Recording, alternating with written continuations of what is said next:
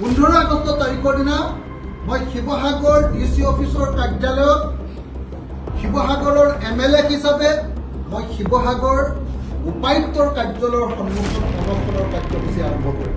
চৰকাৰৰ ওচৰত হেঁচা প্ৰয়োগ কৰিবৰ কাৰণে প্ৰথম আন্দোলনৰ কাৰ্যসূচী আৰম্ভ কৰিম। উপাহীন হৈ পৰিছে শিৱসাগৰ বিধায়ক অখিল গগৈ। এইবাৰ অন্নখনত বহাৰ বাবে সাজু হৈছে শিৱসাগৰ বিধায়কগৰাকীয়ে আৰু এই কথা তেওঁ সংবাদমেলৰ জৰিয়তে উল্লেখ কৰিছে, যিহেতু বান বিধ্বস্ত শিৱসাগৰ, যোৰহাট আৰু চৰাইদেউ আৰু সেই লোকসকলক উদ্ধাৰৰ বাবে এইবাৰ শিৱসাগৰ বিধায়কগৰাকীয়ে উপাহীন হৈ তেওঁ অন্নখনত বহাৰ কথা ঘোষণা কৰিছে। আৰু অন্নখনত কেতিয়া বহিব সেই কথা তেওঁ উল্লেখ কৰিছে। 15 আগষ্ট অৰ্থাৎ স্বাধীনতা দিৱসৰ দিনাই পুৱা 8 বজাত শিৱসাগৰৰ DC কাৰ্যালয়ৰ সন্মুখত তেওঁ অন্নখনত বহাৰ কথা ঘোষণা কৰিছে। সংবাদমেলৰ জৰিয়তে এই কথাখিনি তেওঁ উল্লেখ কৰিছে আৰু সমান্তৰালকৈ অৰ্থাৎ এই বানপীড়িত লোকসকলৰ উদ্ধাৰৰ বাবে অৰ্থাৎ চৰকাৰৰ দৃষ্টিগোচৰ কৰাবৰ বাবে তেওঁলোকক যি সহায় সহযোগ লাগে, তাৰোপৰি সমান্তৰালকৈ শিৱসাগৰ অঞ্চলৰ, যোৰহাট অঞ্চলৰ, চৰাইদেউ অঞ্চলত যত আন্তঃগাঁথনি নষ্ট হৈ পৰিছে সেইসমূহ অৰ্থাৎ ঠিকমতে কাম কৰিবৰ বাবে শিৱসাগৰ বিধায়কগৰাকীয়ে এইবাৰ চৰকাৰৰ দৃষ্টিগোচৰ কৰাৰ বাবে তিনিটাকৈ এই যি বিষয় লৈ তেওঁ অনশনত বহাৰ কথা ঘোষণা কৰিছে। আৰু এইখিনিতে উল্লেখ কৰিছোঁ যে শিৱসাগৰ সমষ্টি বানাক্ৰান্ত আৰু সহায় কৰোতাৰ মাজত যাতে পোনপটীয়া এটা সম্পৰ্ক স্থাপন হয়, সেইবাবে এটা এপৰ ব্যৱস্থা কৰিছে আৰু সেই এপ মুকলি কৰাৰ দিনটোতে সংবাদমেল অনুষ্ঠিত কৰিছিল আৰু সেই সংবাদমেলৰ জৰিয়তে কথাখিনি ঘোষণা কৰিছে। চাওঁ হওক শিৱসাগৰ বিধায়কগৰাকীৰ এই মন্তব্য। কিন্তু আপোনালোকক মই এইটো কথাও জনাওঁ যে অকল বানপীড়িতসকলক ৰিলিফ দিয়া, বানপীড়িতসকলক ৰেস্কিউ বা উদ্ধাৰ কৰা, বানপীড়িতসকলক নগদ টকা দিয়া, বানপীড়িতসকলৰ ঘৰ বনাই দিয়া, বানপীড়িতসকলৰ বিভিন্ন ধৰণৰ সামগ্ৰী যোগান ধৰোঁতে আমাৰ কাম, ৰাইজৰ দলৰ কাম সীমাবদ্ধ নাথাকে। একেটা সময়তে চৰকাৰক বানপীড়িতসকলক উপযুক্ত ক্ষতিপূৰণ দিবৰ কাৰণে হেঁচা দিয়া বা আন্দোলন কৰাটো এটা গুৰুত্বপূৰ্ণ অংগ। তাৰ কাৰণে অহা 15 আগষ্ট তাৰিখৰ দিনা মই শিৱসাগৰ উপায়ুক্তৰ কাৰ্যালয়ৰ সন্মুখত অনশনৰ কাৰ্যসূচী আৰম্ভ কৰিম। ৰাতিপুৱা 8 বজাৰ পৰা আবেলি 4 বজালৈকে অনশন। ৰাতিপুৱা 8 বজাৰ পৰা 15 আগষ্ট তাৰিখৰ দিনা, ভাৰত স্বাধীন হোৱাৰ দিনা 15 আগষ্ট তাৰিখৰ দিনা মই শিৱসাগৰ DC অফিচৰ কাৰ্যালয়ত শিৱসাগৰৰ MLA হিচাপে প্ৰত্যেকটো পৰিয়ালকে 10 লাখ টকাকৈ ক্ষতিপূৰণ দিব লাগে বুলি আৰু বানপানী আৰু মহাপ্ৰলয়ৰ কাৰণ বিচাৰি উলিয়াবৰ কাৰণে CBI তদন্ত দি প্ৰকৃত দোষীসকলক শাস্তি দিব লাগে বুলি আৰু ভৱিষ্যতে যাতে কোনো পধ্যে এনেকুৱা মহাপ্ৰলয় আহিব নোৱাৰে তাৰ ব্যৱস্থা গ্ৰহণ কৰিবৰ কাৰণে মই অহা 15 আগষ্ট তাৰিখৰ দিনা অনশনত বহিম DC অফিচৰ সন্মুখত। এইটো হ'ল অসম চৰকাৰৰ 3টা হেঁচা দিবৰ কাৰণে। 1 নম্বৰ হেঁচাটো হ'ল যে প্ৰত্যেকটো পৰিয়ালক 10 লাখকৈ ক্ষতিপূৰণ দিবলৈ, নাম্বাৰ 1। 2 নম্বৰ, যি কাৰণত এই ঘটনাটো ঘটিলে তাৰ কাৰণ উদ্ধাৰ কৰি, এই মহাপ্ৰলয়ৰ কাৰণ উদ্ধাৰ কৰি দোষীবিলাকক শাস্তি দিবৰ কাৰণে, এইটো 2 নম্বৰ।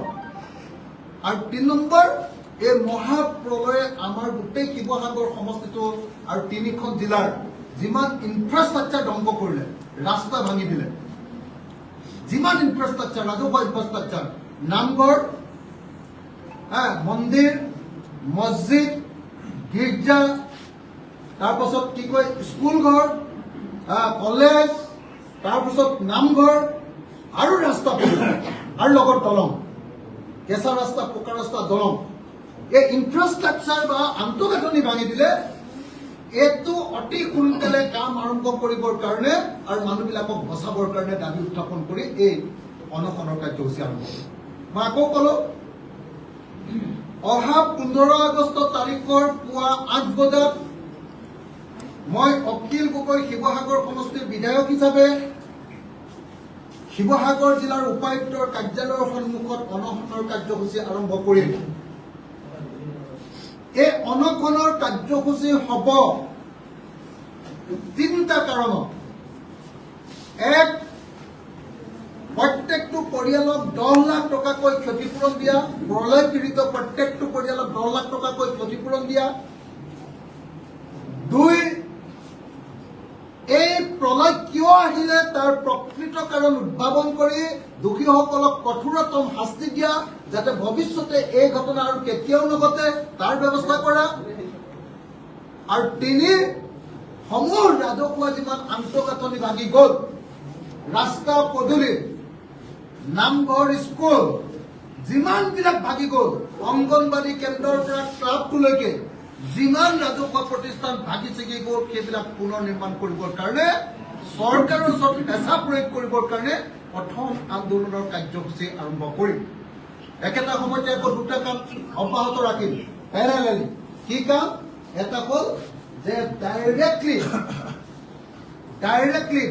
টু ডাইৰেক্ট এজন মানুহে যাতে আনজন মানুহক সহায় কৰিব পাৰে এপৰ জৰিয়তে, এই এপটোৰ জৰিয়তে BMS বৰঠাকুৰ এপটোৰ জৰিয়তে ডাইৰেক্টলি সহায় কৰাৰ ব্যৱস্থা অভিজ্ঞান বৰঠাকুৰে যিটো আমাক ডেভেলপ কৰি দিছে।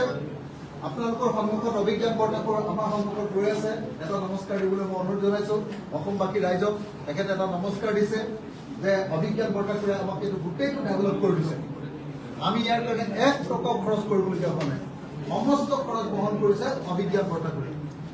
তেখেতে আমাক এইটো দি দিছে আৰু এইটো দি তেখেতে ডাইৰেক্ট টু ডাইৰেক্ট মানুহৰ ৰিলেশ্যনটো কৰাই দিছে। কিন্তু ডাইৰেক্ট টু ডাইৰেক্ট বহুতে এপৰ জৰিয়তে যিবিলাকে কৰিব নোৱাৰে, তেওঁলোকে আমাৰ বুথ কমিটিৰ জৰিয়তে, আমাৰ ৰাজ্যৰ দলৰ আঞ্চলিক কমিটিৰ জৰিয়তে বা ডাইৰেক্টলি মোক লগ ধৰিয়াৰ জৰিয়তে বা সমষ্টি কমিটি আৰু জিলা কমিটিৰ জৰিয়তে মোৰ লগত কথা পাতি তেখেতসকলে সকলো ধৰণৰ সহায় বিচাৰিব পাৰে। অহা সময়খিনিত আমি 24 ঘণ্টা আপোনালোকক সহায় কৰিবৰ কাৰণে চেষ্টা অব্যাহত ৰাখিম।